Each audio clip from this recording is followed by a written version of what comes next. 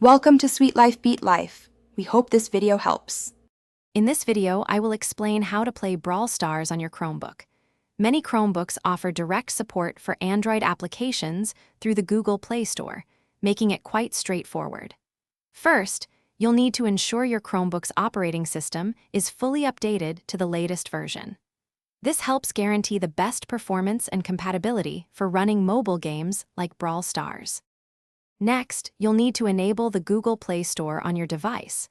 Open your Chromebook settings, usually found by clicking the time in the bottom right corner of your screen. From there, navigate to the Apps section.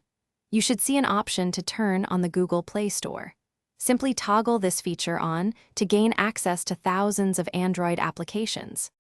Once the Google Play Store is enabled, open it up just like you would on an Android phone or tablet. Use the search bar at the top to find Brawl Stars.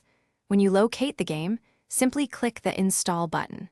The game will then download and install automatically onto your Chromebook, typically taking only a few minutes depending on your internet speed. To get the best experience, consider optimizing your gameplay.